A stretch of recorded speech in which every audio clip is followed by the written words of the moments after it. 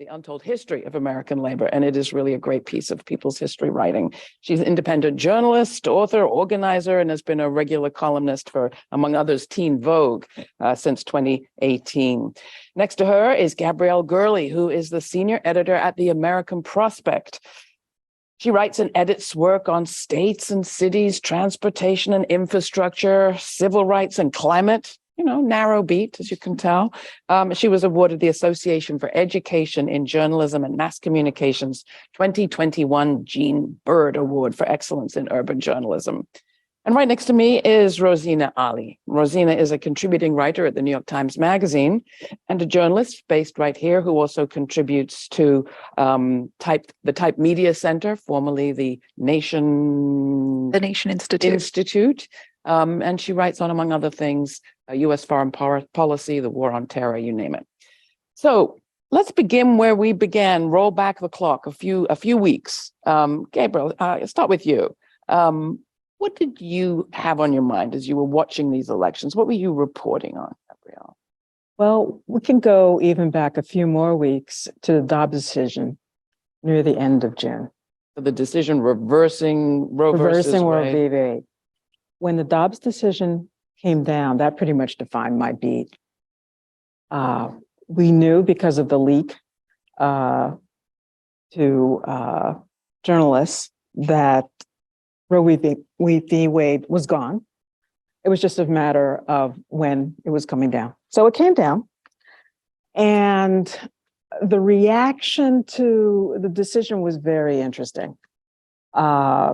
Obviously, women were absolutely incensed, but the shock that came from younger women, obviously, as a reporter, this is something I've been following for years and had always known it was under threat.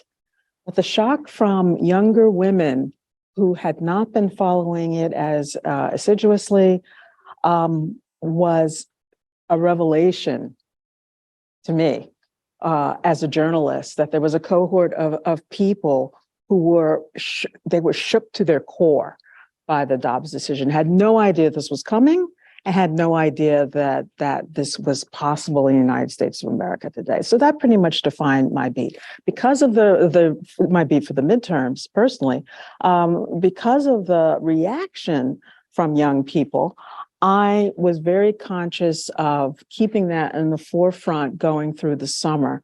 What are young people thinking about the midterms? The midterms election, as we know, traditionally is low turnout, meh interest from people. But this earthquake of Dobbs completely shifted that. So those are kinds of things I was looking for clues as to where that was going. Beginning of the summer, the knock on young people is they don't vote. So I'm thinking, well, is that going to shift?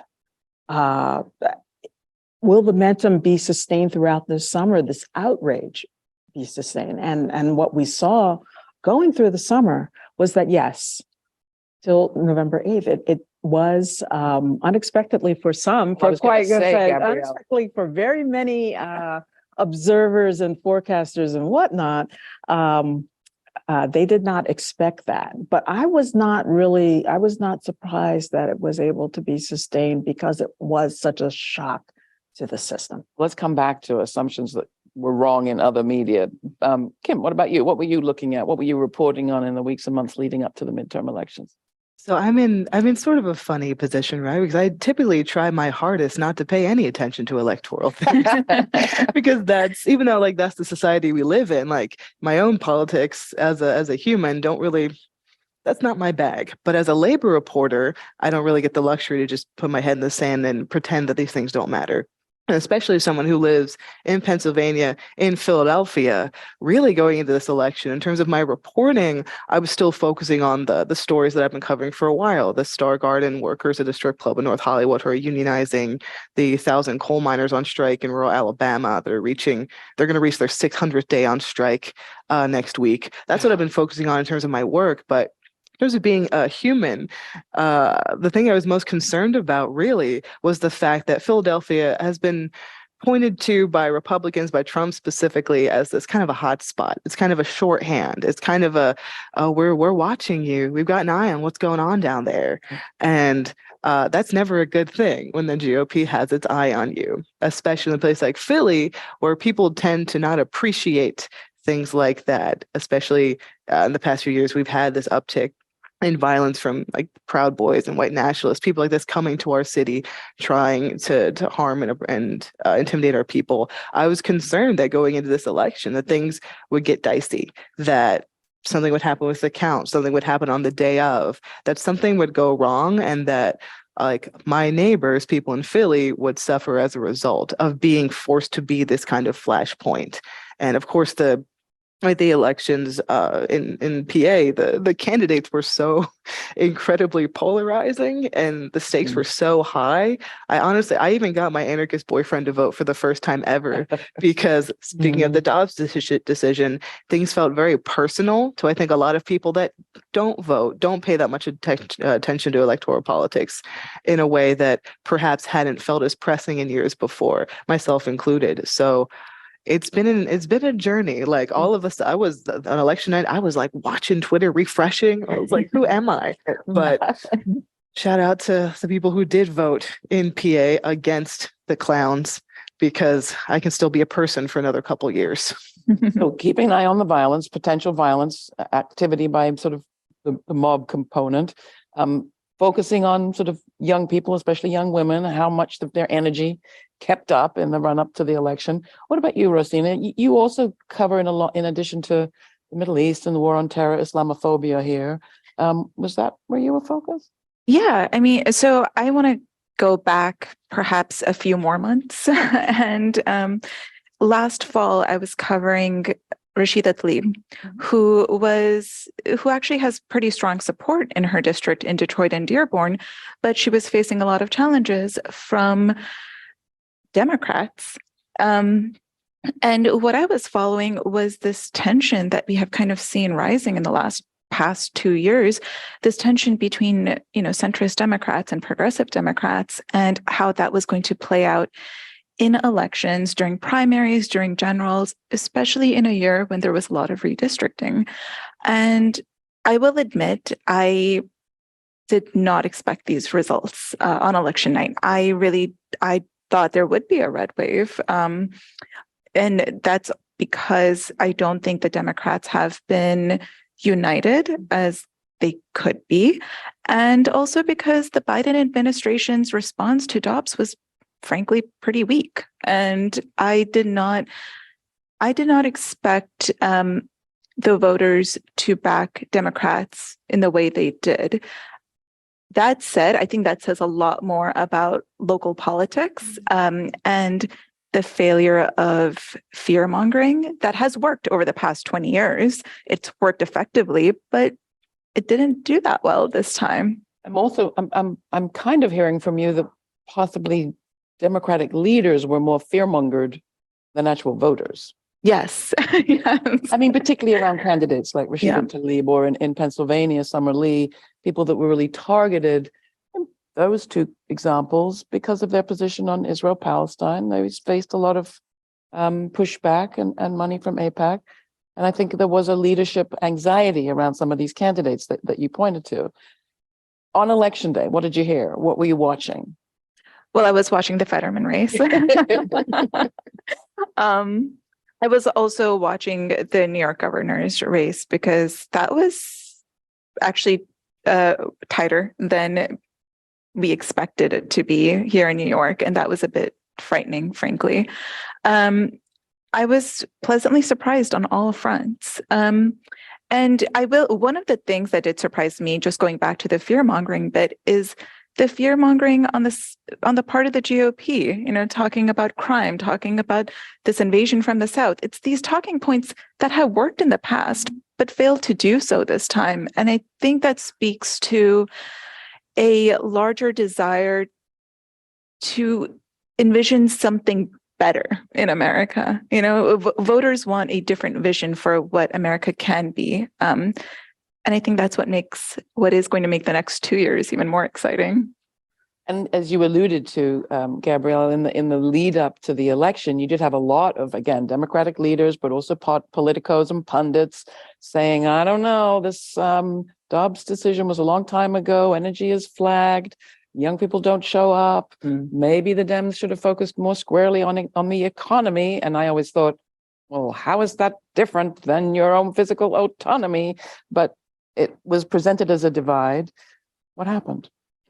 Well, one of the races that, or the race that I spent a lot of time covering was in Maine, the Maine governor's race between Governor Janet Mills and former Governor Paul LePage, which I saw as kind of a roadmap for how the abortion, inflation / economy debate was going to pan out. Janet Mills took over from Paul LePage. Paul LePage was pretty much a disaster for Maine. But little background, he was known as the Trump before Trump. He carried on with some of the antics that predated Trump, and his laboratory was the state of Maine.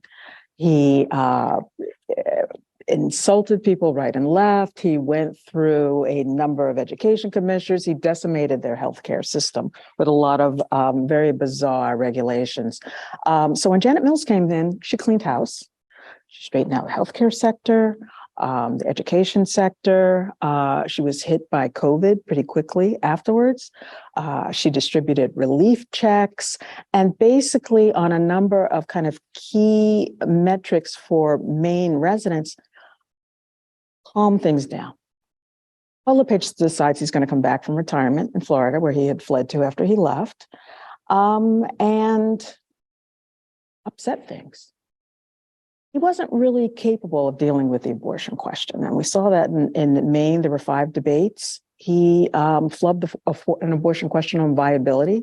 In Maine, abortion is legal up into the term viability, which in Maine is 24 to 28 weeks. He flubbed that. Janet Mills was consistent on her support for abortion rights, which actually gave her the ability to pivot to a little bit to economic issues and what she had done. But she never let go of the singularity of abortion for Maine residents. Abortion is not codified in the Maine Constitution. And some of the activists that I went out with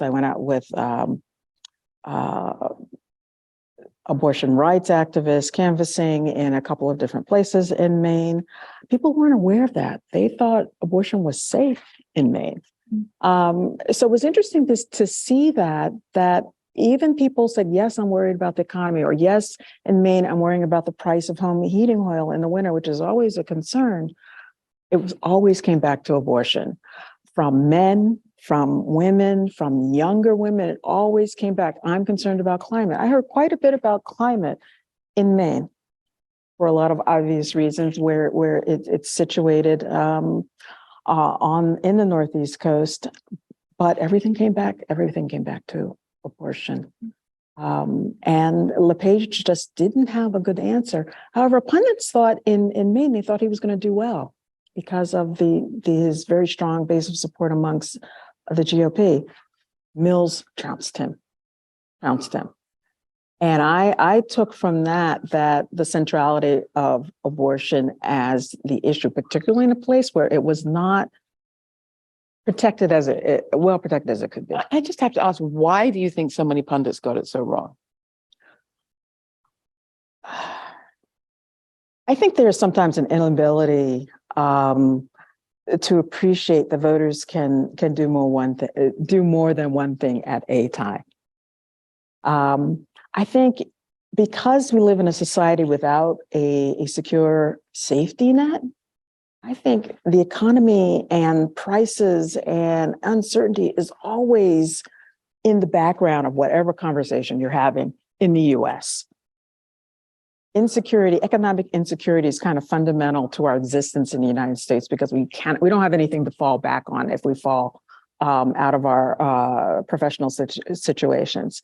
And so these pundits thought that, well, abortion is not really central to people's economic, issues. And we have inflation and coming out of COVID. So people are going to put abortion aside and they're going to fixate on inflation.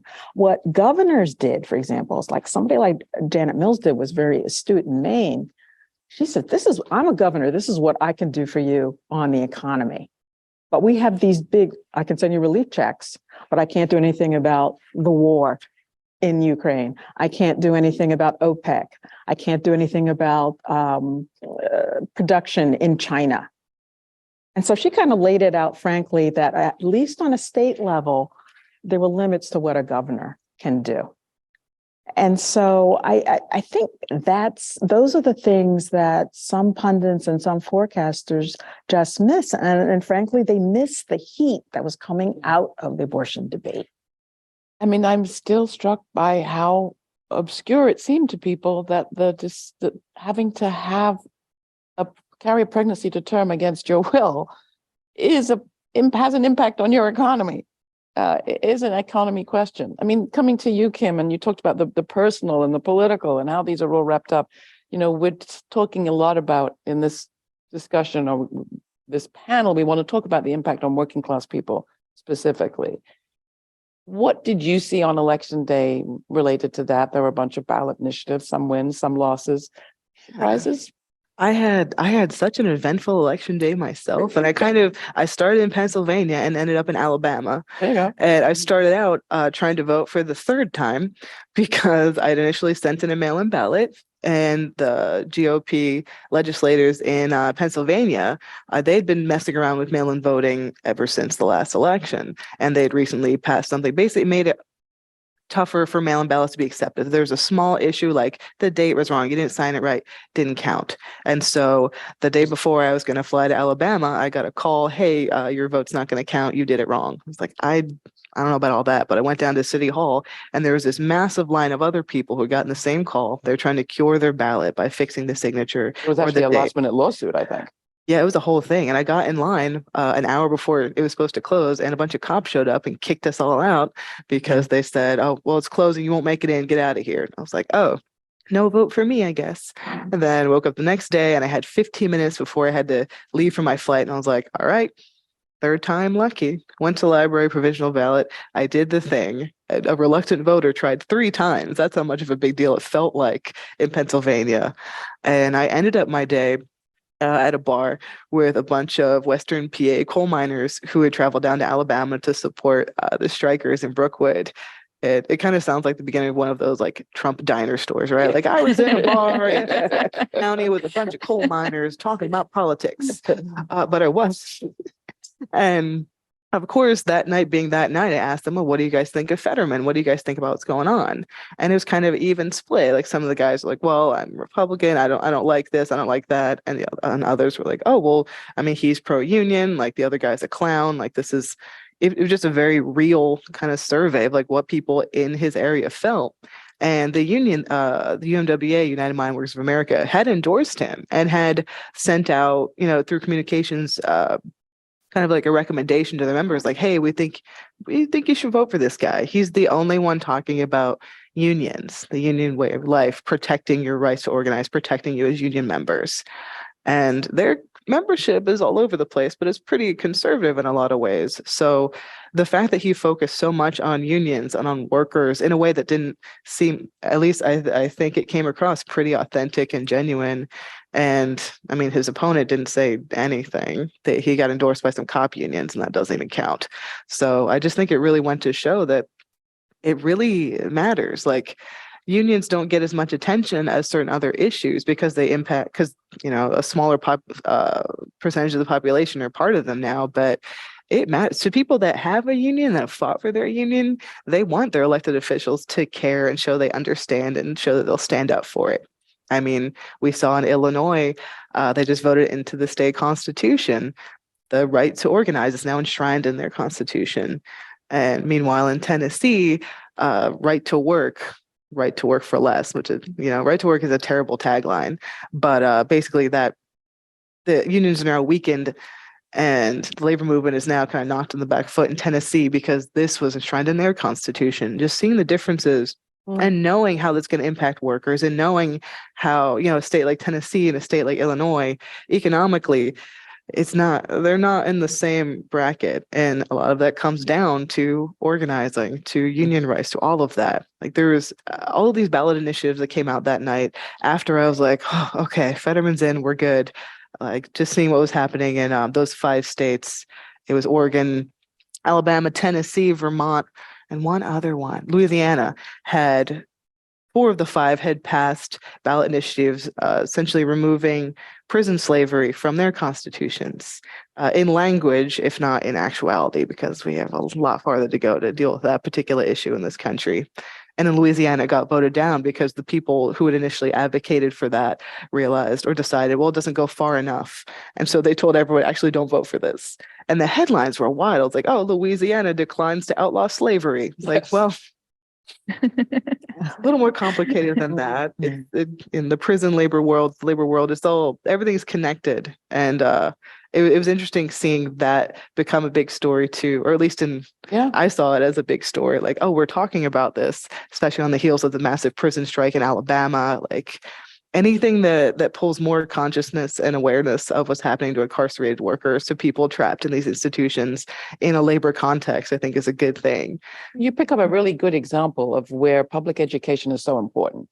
So, the ballot initiatives that were trying to address this issue of slave labor, which is to say unpaid labor by people who are incarcerated, still being legal under the US Constitution and the 14th Amendment, and states deciding actually we need to put it in our constitutions that it is not legal, is a workers' issue, in the sense that anybody working for free is dropping the floor on what people can be paid to do a certain kind of job.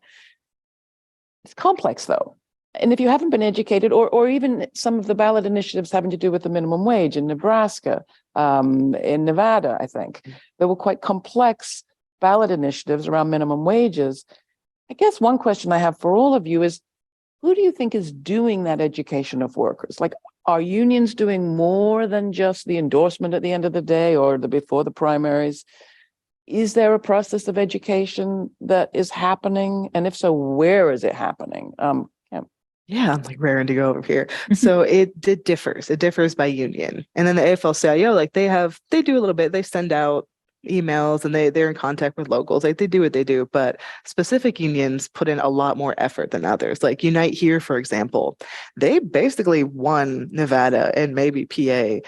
Like they're on the ground operation of door knocking and get out the vote actions is just monumental, and they do it every year. They're huge because they're in Las Vegas. They represent the hotel workers and the casino workers. They're very strong, very militant. They do so much education with their members, so they're very active, very engaged, which is part of why they're a strong union. But even something like I saw with the mine workers, who have, I think most unions have kind of a political arm, a political committee, and they reach out to their members and do recommendations, right? Hearing that the mine workers had recommended this Democrat was very interesting, and seeing the reactions from, the workers themselves, pro and con. It's like, okay, there's some education happening, but we need so much more of it.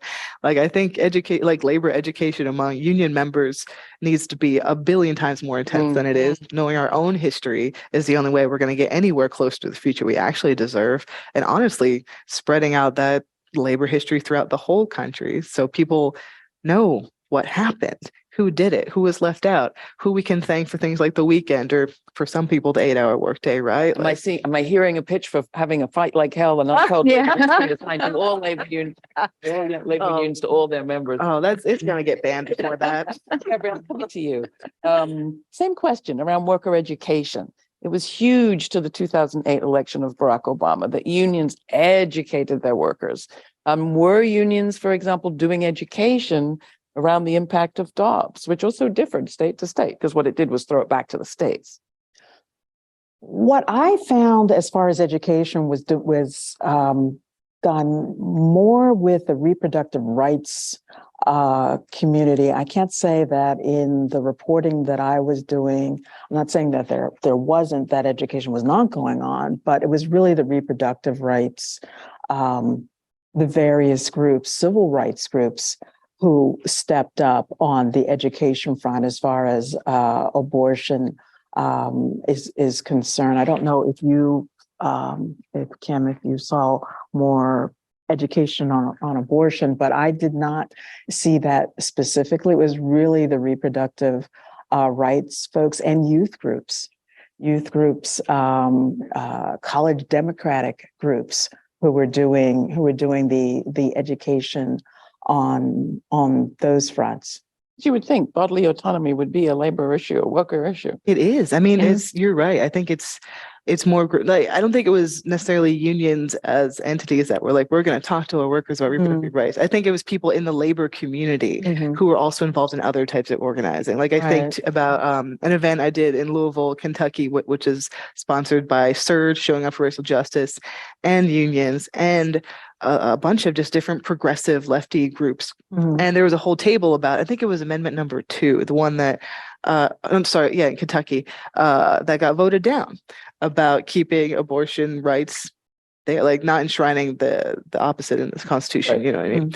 But just seeing the way, I think you're right that it's just, I think it's more people who are paying attention to these things, who are organizing with other people around other issues, kind of pulled all together. It's just one big kind of issue. The less unions being like, pay attention to this. You want to come in on this, Rosina? Yeah, well, I was going to say it's also interesting with abortion, with the abortion issue, in terms of how we tend to look at these issues as silos rather than, and that's, you know, that's how we tend to organize around them. But it was kind of astonishing to me that there wasn't more of a conversation about abortion as a healthcare issue, as, you know, just an issue of access to care, healthcare, and what that means for people, like how we think about medical care for everyone in this country. And I think it just kind of speaks to some of the limitations that we have when we are able to, in just talking about how all of these things are interconnected, and how, you know, it makes sense that, working class voters would be talking about abortion, even though the pundits might not think that makes sense. The area where I think we saw a divergence from what you might have expected versus what actually happened was in the record number of Muslims that were elected in this election, even after so many years of Islamophobia and baiting and the fear mongering that you talked about. Record number. What do we know about them? Yeah, it's actually astonishing. It's I believe it was 82 Muslims who were elected to office, local, state, and national office, which is incredible. Although, you know, one of the Muslims who could have won was Mehmet Oz. just to state that. But what is astonishing is that a lot of these Muslims who one are pretty progressive. They are pushing agendas like Medicare for all. They're pushing agendas like police reform, higher minimum wage. But they don't necessarily reflect the Muslim community as voters. And it's actually quite surprising when you dig into the numbers of the Muslim voters, how different they are. They are incredibly, about 11% are Republican, and 40, I want to say about 41 or 42% identifies independent. And that is actually astonishing when you think about how many Muslims voted the way they did in this election. And more Muslims voted Republican than did so in 2018 or in 2016. And you know, I think what it really shows to me, at least, is the limitations of identity politics and how we can, you know, how we should perhaps start seeing groups like Muslims and other, you know, minorities as a bit more diverse. Perhaps. Yeah, they also tend to be very low income, which is a surprise to a lot of people. But I think that also skews how they vote in their local elections. You talked about this, Gabrielle, this sort of headline writing about, more African Americans voting Republican or more Latinx voters voting Republican. What's actually beneath those headlines? Are these significant trends? As far as African American voters are concerned, yes, there's been a little bit of a creep towards Republicans, but belies, I think, in more mainstream quarters that you don't really understand what's going on among African American voters. There is a significant conservative streak, particularly on questions like abortion and gender issues. So the fact that there may be a somewhat of a movement, particularly when those areas become more salient for everyone else, is not particularly surprising if you understand, for example, a regional component to African American vote. African Americans in the South tend to be more conservative than African Americans, say, in the Northeast. So the fact that abortion, they're not eager to maybe engage in the abortion debate, or a candidate like Senator Raphael Warnock is going to soft pedal it because he's well aware that there is this conservative thread there. We are still talking about a demographic that votes in the 90%. And this for is the thing. Democrats. African American voters, until there is some major shift that has not happened yet, are voting Democratic. They're going to be voting Democratic. We have seen that, for example, in the Stacey Abrams vote in the 90s for Stacey Abrams, in the 90s for Raphael Warnock. I think that is not going to women, shift. isn't that like up in the 98%? It's like 99. Yeah, It's way up there. exactly. I mean, there has been this attempt to say, oh, Black women, Black men. Please. African Americans, where they are united, There might be a couple of percentage points difference between men and women. That is not significant. What is significant and what is well known is that African Americans vote Democratic because, particularly now since the Republican alternatives have become so unpalatable to people, they have gone out of their way, as we see in the Georgia race between Raphael Warnock and Herschel Walker. They have gone out of their way to inject as much white supremacist thinking. I mean, that is one conclusion I've come to in the Georgia race. If you want to understand how white supremacy works in the United States, look at the Georgia race. We're going to put forward the most unqualified Black candidate forward that we can, because this is a puppet that we know white voters will go with for. So.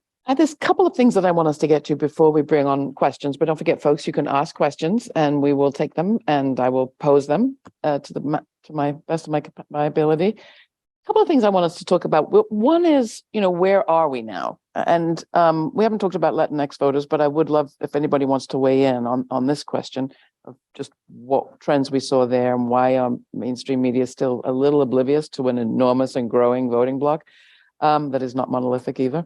But let's talk a bit about where we are today, because there's no question that Democratic voters and democratically aligned folks exhaled after these midterms. It was almost like there was a bullet that was dodged, and there were some surprising results that encouraged people. But you wrote very clearly, 2008 didn't end racism, and 2022 midterms didn't secure democracy for the future. What do we need to keep our eye on now? I think we have to recognize, as I said today in a column that I wrote for the American Prospect, there are things that have not changed. If you look, for example, this morning I saw the leadership of the Republican Governors Association, the governors of Iowa and I believe Tennessee, supported by Donald Trump, are now ensconced at the head of that organization. People were celebrating the defeat of election deniers in swing states. If you look at Indiana, Alabama, election deniers succeeded as secretaries of state. We still have the Georgia race to deal with. So there are a lot of things that have not changed. They haven't changed. And so that, for me, that is a warning. That is a warning sign, particularly going forward in Congress, with the MAGA contingent in Congress being even more vocal now that they've been emboldened by their success in the House of Representatives. I still think that that's going to be a bit difficult for them to deal with. 10 votes in either direction could change a lot of things. But we're not out of the woods. And at a national town hall held at Howard University that looked at the Black vote, one of the participants said, we have 2 years. We have 2 years. That's all we have to see what is really going to happen. I mean, this could go a lot of different ways. And I think the signposts are still not good. Rosina, what about you? Yeah, I mean, I agree that a lot has not changed. The way I think about this is that it was a national election, but it was a very local election. I mean, people voted on the issues, not necessarily on the party. There were a lot of crossover voting this time. And what's so significant and exciting about that is that this is a terrain that is up for grabs. The issues have not been resolved, which means that the Democrats and the Republicans have a lot to do to show voters that they're actually going to deliver on their promises on the issues that people care about. And a lot of people care about climate change. There are people in Detroit and Dearborn who are hit hard by climate change, even though that might not be hitting someone in New York, although that's changing too. But it's a very different calculation, and people no longer, what's exciting to me about this election is I don't think you can take for granted that people will vote Democrat or Republican because they did so in the past. Kim? It's been interesting from my not outside vantage point, but sort of like curious, newer participant vantage point, I suppose, just seeing the type of people who won. I think there are some lessons that hopefully the Democrats will take from someone like Fetterman, who his whole thing was like, I'm not a typical candidate, but also he wasn't, and he won. People liked him. People trusted him because he wasn't just some nerd in a suit. There's another woman, I can't remember her full name, I feel bad, but in Washington, she just flipped a seat. She was like a young mother who owns an auto shop who's pro-abortion rights and pro-Second Amendment. And she won. And I'm like, that's my kind of gal. Like, I think that the pundits and political operatives, all the people that like to tell us how we think, they've decided that they know who we are. Like, if you are someone who cares about abortion, you don't there's no way you could be conservative about anything else. There's no way that you could also be religious or also own guns. Like, everyone is one specific thing. And that's not how people are at all. I mean, even the idea of the working class vote, when pundits say that, they mean white guys in hard hats. They mean guys like my dad. They don't mean us. But we're working class too. The working class is the majority of the country. And racism and trans rights and abortion rights, those are all working class issues. I'm hoping that there's more recognition of that and more understanding of that. I'm not holding my breath, but I really hope that the results of this election show that none of us are a monolith, right? You can walk and chew gum at the same time. And also, I just hope that the Democrats and the people that were elected because of working class voters, because of labor, because unions showed up, they owe us one. We need to see them actually doing something.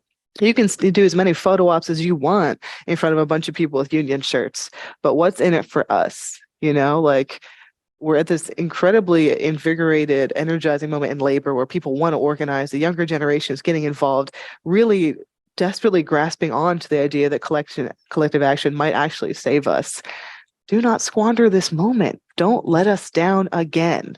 You owe us one. You make such an important point. I mean, the School of Labor and Urban Studies has put on this panel as our panel for the impact on working class communities. And there might be people tuning in saying, well, that's not what I expected. As you said, this is not your white working class guy. What about them?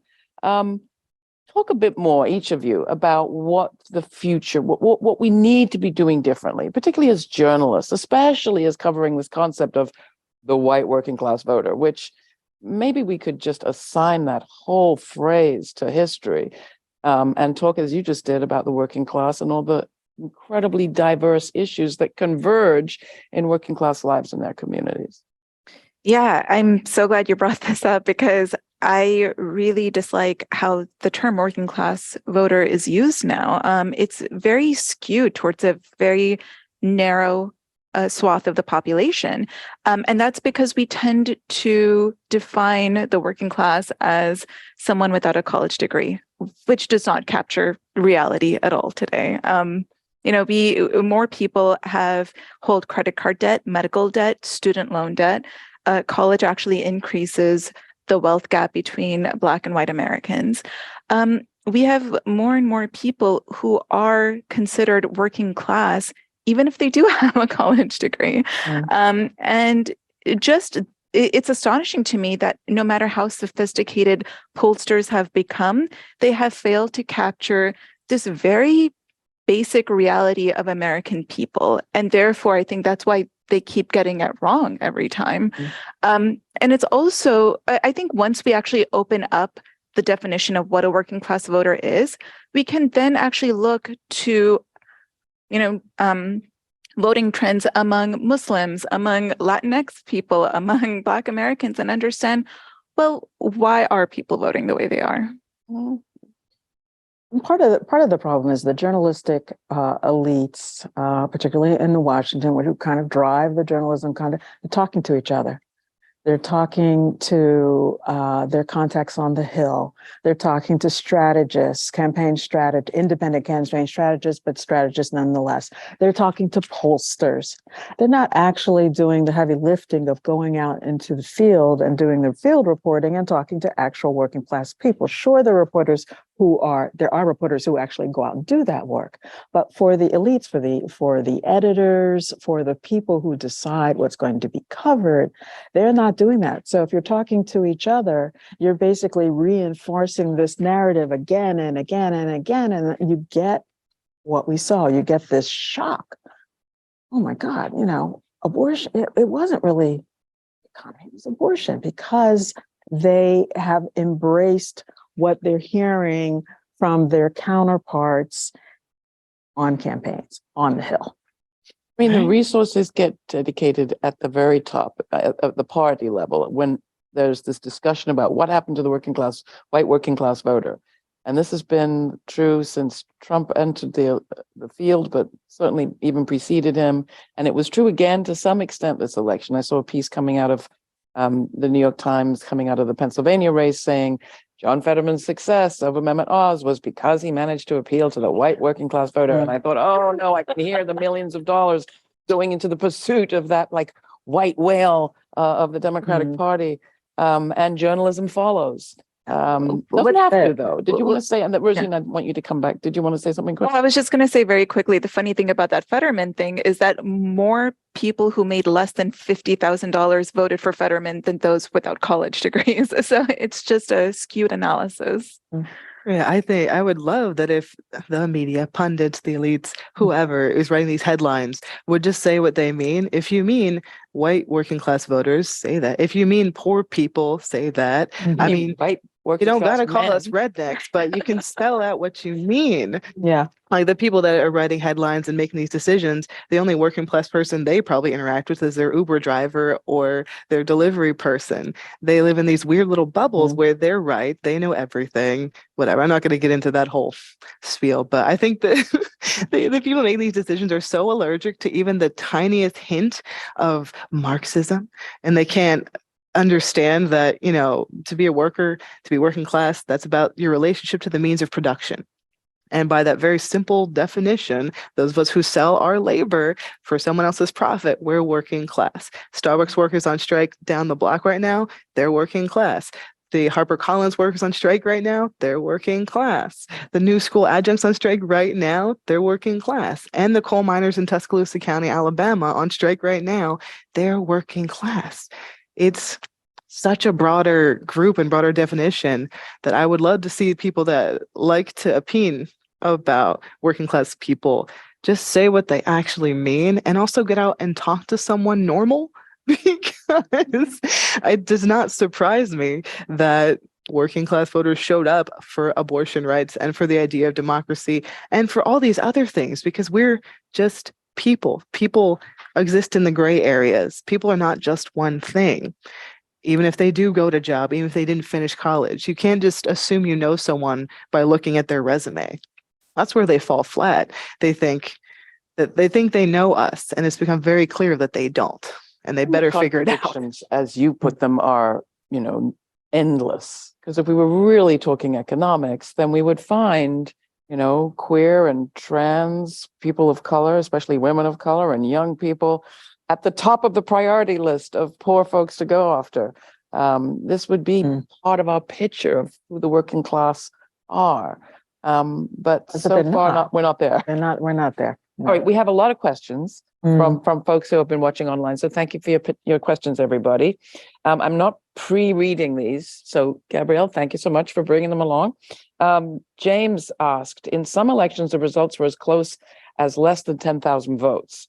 So can you speak so easily as if this was a complete triumph for the Democratic Party, as seems to be being suggested? I hope that we've addressed this a little bit since you asked your question. With essentially only a binary choice, where else do people have to turn when GOP put up more notably rightward-oriented candidates? Anybody want to respond to that? Was this a pro-Dem vote or just an anti-Republican crazy vote? And if so, are we ever going to see progress towards a less binary set of options? In places where there were less crazy Republicans, they did well. In places where there were MAGA extremists, they failed. So to the degree that the Republicans take anything out of this contest, is that if you're going to run extremists, you're going to get what happened with Oz and Fetterman. Or with Shapiro, Mastriano, exactly.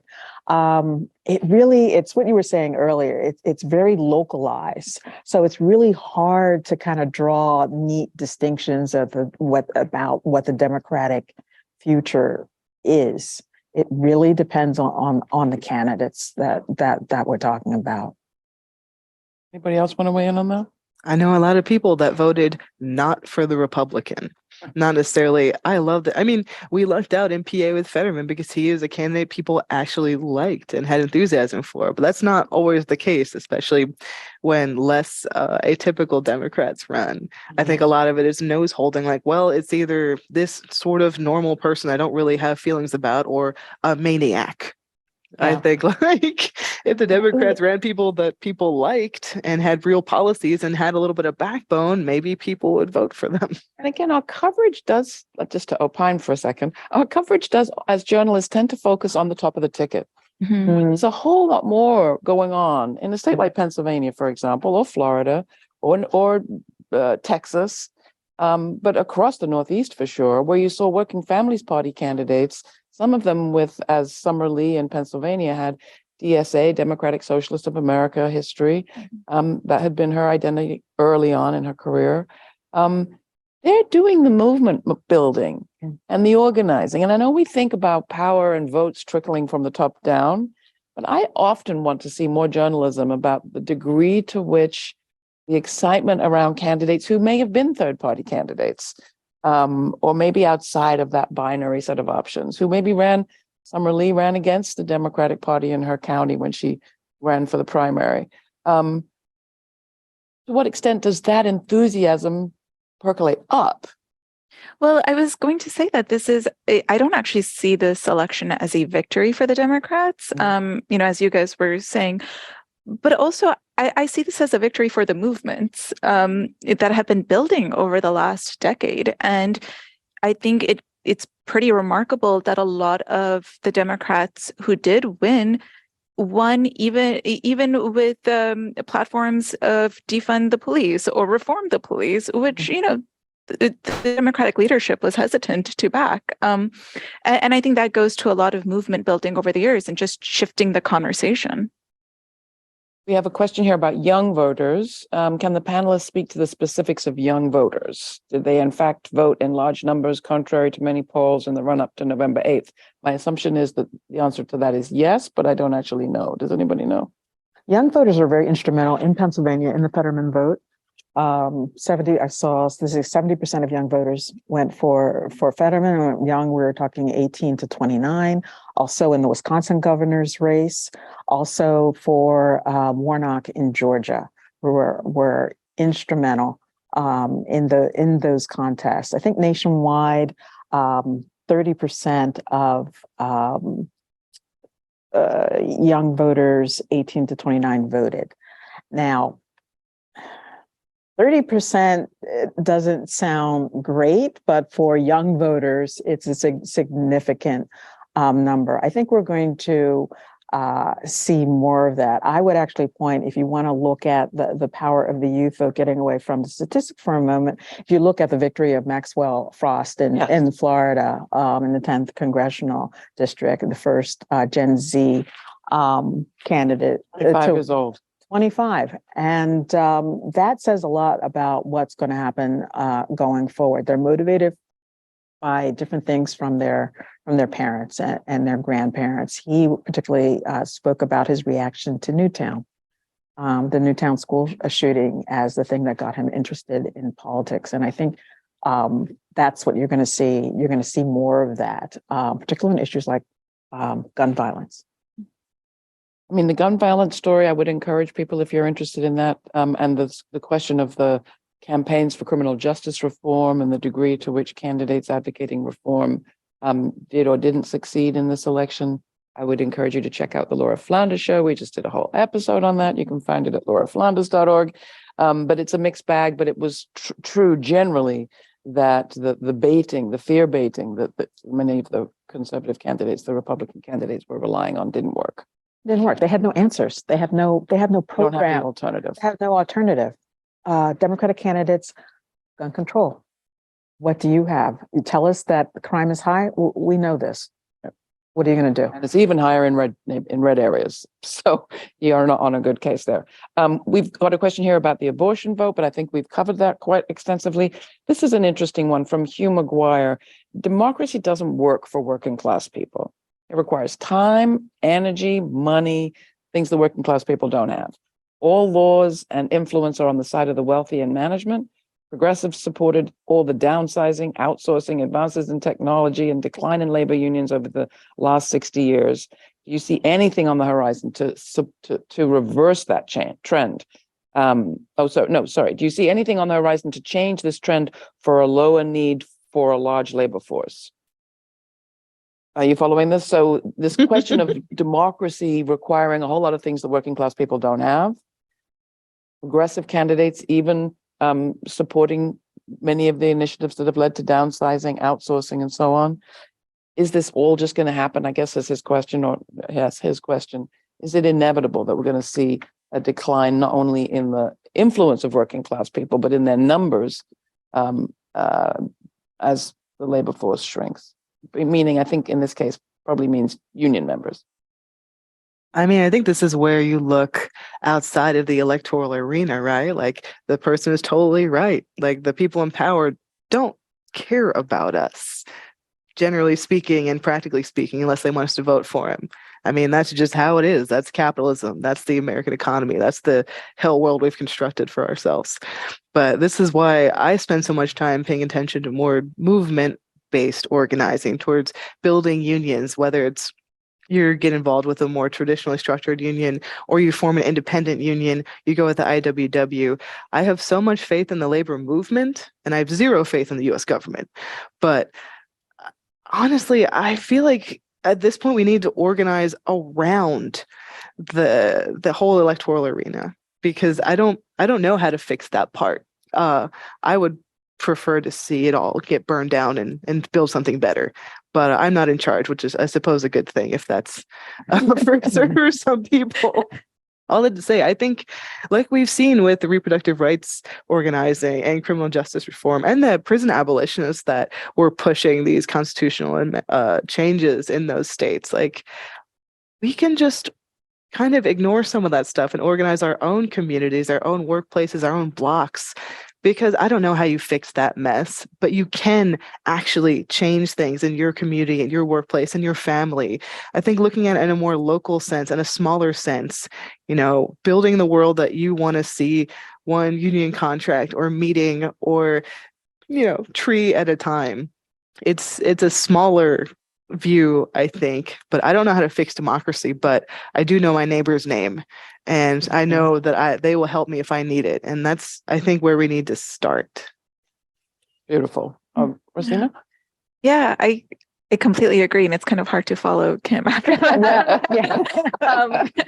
But I 100% agree. I think what is remarkable is that, especially after Occupy, especially after movements in which people are saying this isn't working, we're seeing that translate to electoral politics, even if, at small levels. But I think it's very significant that a lot of Republicans voted Democrat this time around, that a lot of independent voters voted Democrat this time around. And I think that speaks a lot to the ways in which movements and unions are helping to transform the political conversation. And I personally think the labor story is the story in the US right now. And I think what happens in the next 2 years on the labor side is going to help shape what happens in 2024 and 2026. We have a question about the Asian American and the Jewish vote that we haven't touched on. So if you want any thoughts or information you want to share on that, great. 2 questions, though, asking us to speak more about the kind of disastrous congressional results in New York and to a lesser extent, California. Labor not maybe showing up with the strength that we would like. Why did those states that are thought of as so blue, do we just have it wrong about who they are? Have we not been reading the tea leaves? I think certainly in New York, I've spoken to reporters in New York's minority populations and immigrant communities who say, we knew that MAGA was coming for Blue City, New York. The Make America Great activism here was very felt in those communities in a way that was not reflected in coverage. I was in upstate New York, not too far upstate, but the upper Delaware River Valley, the 19th district, where it was clear it was on a knife's edge and went to the Republicans. And yet we still get that kind of, California and New York aren't as blue as we thought they were in the reporting. Any thoughts on those 2 states and what happened there, reporting mea culpas or organizing mea culpas or lessons for labor? Yeah, I mean, I think at least with New York, the Democrats took their support for granted. I think that they made the mistake of not actually being out on the streets and talking to people. And, like we were speaking earlier, this really was an election about issues, not necessarily about party. And I don't think the Democrats quite understood that. And we saw that with the New York's disastrous results. Wasn't it also, though, you started by talking about fear of violence. Wasn't it also in part an election about fear? Yes. Yes. Yeah. How actually fearful people were? Yeah. I mean, you had Nancy Pelosi's husband attacked by a guy with a hammer. I heard that a lot on the campaign trail in Maine. People were scared that this violence was really going to take over our lives in a way that has never, that political violence. We've unfortunately accepted a lot of crime in this country, but our violence is generally not political. And people were afraid that was going to shift things in a really even more bizarre direction. You haven't called it political, at least. It was scary. I mean, I don't think people have the same appetite that we used to back in the day for assassinations and that level of political violence. You've now advocated burning things down. Are you advocating assassination? No, we should be clear. We should be clear here. I mean, shout out to Sasha Berkman, I guess. But no, I mean, like that level of violence, like it was scary to think about, even in Philly, where people do not generally play with that that stuff, like we've still had violent incidents. We've still had neo-Nazis and Proud Boys and white nationalists trying to show up and cause problems. And I think it's kind of understood at this point that the very extreme MAGA Republican types who are out here like just advocating and spitting fire and brimstone and making it very clear that they see this as some kind of holy war. People don't like that. That makes people nervous because they're like, I don't want to go have to fight. I need to go to work and take care of my kids. But the That question, exactly is. but the question is, so there's this maybe fear about getting involved. I mean, the question is about why Democrats did so poorly in these two states. I think I'm hearing a lot of cases, it was people showing up because they were afraid. Not necessarily because they were brilliantly well organized. I think Rosina And was then there's right. also a powerful Yeah, I think level of violence. in Yeah, some of of just these like states, too. they take things, they took it for granted. Oh, New York, we're fine. Right. Maine, we're fine. It's like some people in the Northeast in blue states, they see the abortion question, like, oh, well, we're fine.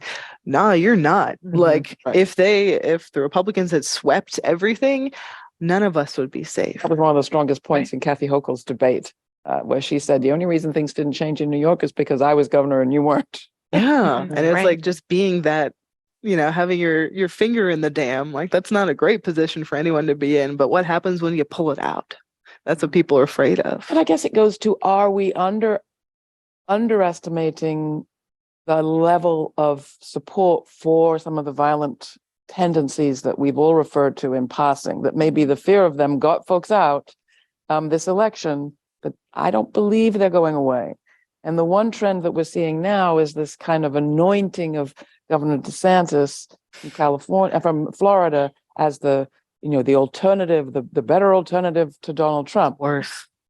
he means it. I really hope that that's not a narrative that continues, that he's the better alternative to Trump. Talk about I mean, his- this, yeah, he's more off, dangerous than Trump. right. And the problem Much is, more dangerous. and what makes him so dangerous is that he is more palatable. Like he seems better because he presents himself differently, but he's just as dangerous, or as you said, more. And I don't, I really, really, really hope in the next 2 years, this is a narrative that journalists just,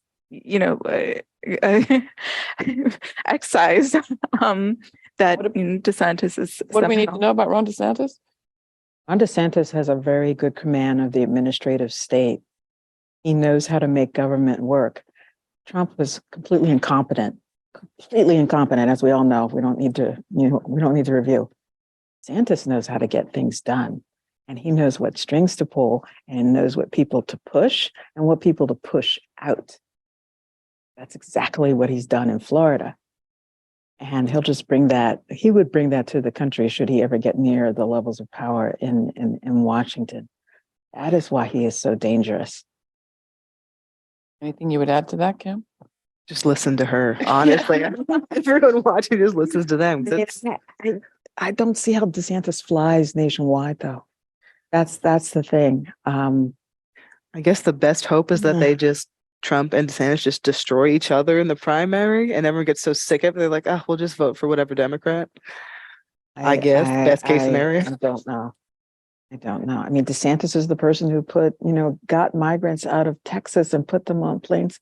I mean, people forget. It just should have been Philly. Oh no, that was Greg Abbott. That was Texas. That was A Greg different Abbott, one. Yeah. Keep an eye on that guy too. Jesus.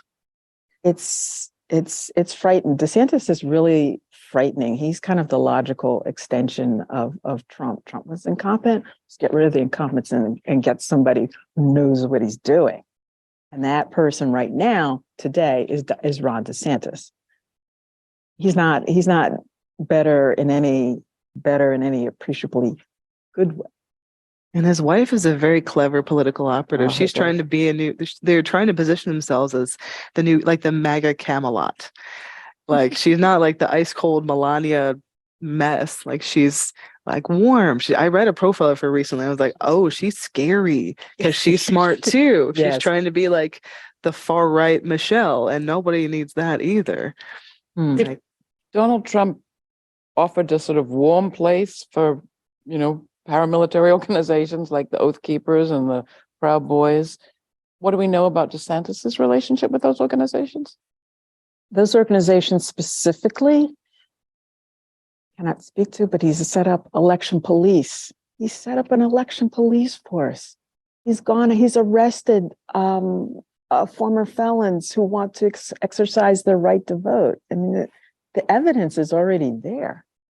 I think him being smart means that he's seen that normal people who vote don't necessarily like seeing their guy hang out with Nazis and violent paramilitaries, right? Like him openly embracing the Oath Keepers and Proud Boys. I don't think that would fit into his little plan. Is he going to turn a blind eye? Is he going to have some signal threads? Is he going to have friends of friends in that world? Of course, you can't exist as a successful Republican politician right now without having ties to this far-right extremist movement. That's what they are. That's who they are. But I think he's going to be smart about it. He's not going to be up there telling the Proud Boys to stand back, stand by, but I bet you he's going to take their calls. All right. Well, we've got some sense of what we should be keeping our eye on as reporters.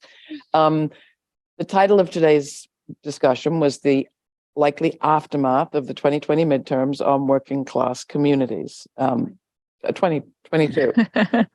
Title of today's panel was the likely outcome of the 2022 midterms on working class communities and working class people. To close, your thoughts on that? Like, what will the next 2 years look like in your view? What will you be looking at, and will these elections have made any difference? Rosina. Yeah, I'm going to be looking at journalists like him and looking at the labor movement, because I do think it is where the movements are creating pressure points for these candidates and politicians, and I think that is going to translate in ways that we might not see immediately, but it will translate into what happens in 2024. I think what we're going to see in Congress will be, we'll send a signal to working class communities. Not much is going to get done. And the issues, the really pressing issues with the economy, with climate, which barely registered, unfortunately, during this election, even abortion, not much is going to get done. So that should speak volumes to working class communities, that the Republicans in the House are just going to try and throw as many wrenches into moving forward to get things done. If they don't get much done, but people felt like they voted for Democrats this time, will they blame Democrats on not getting this much done? I think who gets blamed, as far as Democrats are concerned, it's going to be up to Democrats to tell that story. Democrats are not very good at telling their own stories. And until such time that they get better, Republicans are happy to blame them. If Democrats are going to sit back and let Republicans be their voice, then voters will blame them. Democrats need to step up and effectively articulate what they stand for, what's not getting done, and who is actually to blame. And the aftermath in the working class communities that you cover, Kim? Honestly, I think the best thing would be if they just left us alone, leave women and non-binary people alone, leave trans children alone, leave all of us alone, right? You guys do what you're going to do. I'm interested in seeing how the labor movement uses this moment of, hope and maybe, okay, like, especially with Unite Here, like we did that. Like there is this moment where we all had a second where we could think, okay, things aren't as bad as they could be. And then just keep it pushing, because all the energy in the movement right now with younger people, Black and brown people, queer and trans workers, all of these forces that are moving the movement forward, that's where our future is going to lie. That's where the power lies. Pundits who make more money than any of us put together could ever think of, they can say whatever they want about the white working class. My dad's retired. Leave him out of this, Pay attention to the Amazon workers in Bessemer, Alabama, who are still trying to organize after all these years. Pay attention to Starbucks and REI and Star Garden. I think so many workers at this point across generations and identities and every possible identity marker, they're sick and tired of being sick and tired. They're fed up. There's this moment where there's some energy and there's some hope. I think labor, and I guess by extension, Democrats and the government, whoever wants stuff from us, needs to see this moment and recognize that we're done asking for crumbs. We need to take over the whole bakery. You started by mentioning folks who had been on strike. I think you said 600 days coming up. In Alabama, with the Warrior Met coal strike, longest active strike in America, longest strike in Alabama history, and potentially the longest strike in American coal mining history. Not getting a lot of attention, but I'm doing my best. And these guys and these folks have been holding the line for so long, and they've gotten so little attention. And if I was a Democratic operative, I would go down there and I would see who had showed up for those workers, how those workers had changed their political views, how someone who told me 2 years ago I'm a conservative Republican is now taking on DSA calls and quoting Eugene Debs. I would see what happens when you pay attention to working class people who need your help and offer resources and offer understanding, and see what kind of change could actually look like there. Not giving up on people because you think you know who they are. That's how you lose. That's how we all lose. And that's how the Democrats almost lost. We'll leave it there. That was just Kim Kelly. If you didn't catch on, she's got a great new book out, about to come out in paperback sometime soon. Fight Like Hell, The Untold History of American Labor. You can find her writing as a columnist for Teen Vogue, among other places. Thanks for your work, Kim. Gabrielle Gurley is the senior editor at The American Prospect and writes a regular column that you can find online and also take out a subscription to that important independent media outlet. Rosina Ali is contributing writer, among other places, to the New York Times Magazine and also works with Type Media Center. You can find her work through some of the links at our website too. I want to thank everybody at the CUNY School of Labor and Urban Studies and our friends at CUNY TV for today's event. And for all of you who watched at home, don't stop paying attention to these reporters or these issues between now and the next elections. There's a lot to cover in the meantime, by the sound of it. Thanks for joining us. If you have any questions, you can write to me. I believe you can write to me. No, who do I write to? CUNY at slu.cuny.edu. If you have any questions, you can write to events@slu@cuny.edu. Thank you so much. Appreciate it.